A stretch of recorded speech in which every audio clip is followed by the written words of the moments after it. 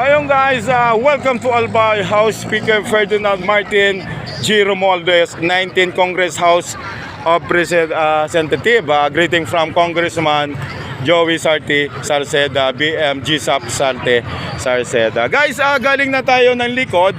Pansinin natin, napakahaba ng pila. From galing ito, yung entrance dito, lalapitan natin guys. Then napadaan ako, balik kasama ko kina Ardi. Biking kami ngayong morning. Pansinin natin ang kapal ng tao. Galing na tayo ng likod. Ito na yung pinaka-front. Talaga siksikan na ang tao dito sa ICR. Ibalong Recreation Centrum. Ibalong Centrum of Recreation. Ganito ang sitwasyon sa ngayon morning. RB Bicol TV Ronald Araw nagre-report dito sa Bicol. Sabi ni Mayor Attorney Alfredo Pido Garbin, babaguhin talaga ang sitwasyon dito sa Legazpi. Maraming natawa, maraming nalungkot, lalo na mga ghost employee dyan sa Legazpi City Hall na sumasahod talaga na wala namang ginagawa. Kinukuha lang yung pang buwan-buwan na sahod. Ibigay natin lalo na sa mga street sweeper, sa mga nangangailangan, kasi nga dito sa Bicol talaga marami pa rin ang hikapos. Then tuloy tayo, follow up ko lang Congressman Salceda. Sobrang tagal na ng natin about sa school supply ng mga bata. Nagpa-receive tayo ng solicitation. Halos wala tang nare-receive sa ngayon. Ano na ngayon? November na, magdi-December na. Ayun, marami kang staff dyan sa office mo, Congressman Salte Salceda. I-share mo naman sa mga tao lalo sa ganitong sitwasyon. Sobrang kapal, halos sarado pa.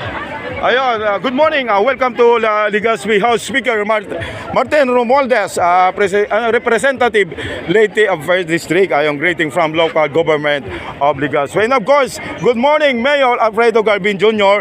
and si BM Cap Esmael LBM President. Ayun, tatakbo din siya nga mayor ngayon darating na election. Guys, good morning, good morning, good morning, good morning. Bicolandia, good morning sa bagong Legazpi, sabi ni Mayor Alfredo Pido Garben. Ayan. I hope, ayun, magkakaano tayo, makakapasok tayo, pasok naman tayo dyan sa loob. Kasi malawak naman yung Ibalong Centrum of Recreation. Then, thank you sa mga on-duty police. May namatahan tayo, may police. PSO, nasaan yung PSO? Ayun, wala na naman yung PSO. Nananawagan ako, Chep. Public Safety Officer, Chef, nasaan yung mga tao mo? Halos mga kapulisin lang nandito. Si RB Bicol TV Ronald Araw ang agang nagising kasama si RD para magbike.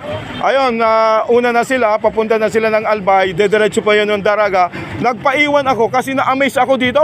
Then may namataan tayo mga DSWG naglalakad-lakad. Sa ngayon, sarado pa ang oras natin. Time check tayo.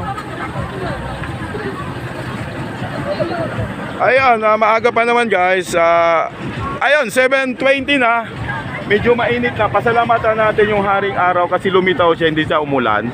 Tsaga-tsaga lang tayo. Yung may dalang payong tayo. Pero tanggapin natin yung araw kasi nagbibigay ito ng vitamin D. Hindi natin nabibili sa Mercury Drug, sa ibang mga drugstore. Tanggapin natin ang ibinibigay ng haring araw. To God be the glory. Ingat-ingat tayo. Unang-una, pasalamatan natin ang Panginoon kasi nagising tayo ng sabay-sabay. Yun ang unang blessing na natanggap natin galing sa Ama. To God be the glory. God is good all the time. Ayan, sa mga bata, ice cream good, ice cream yummy. Ayan. RB Bicol TV nag-uulat, nagsasabing mabuhay Bicolandia, mabuhay sa bagong Legazpi. Thank you so much. Welcome to Legazpi, Martin Romualdez. Thank you so much.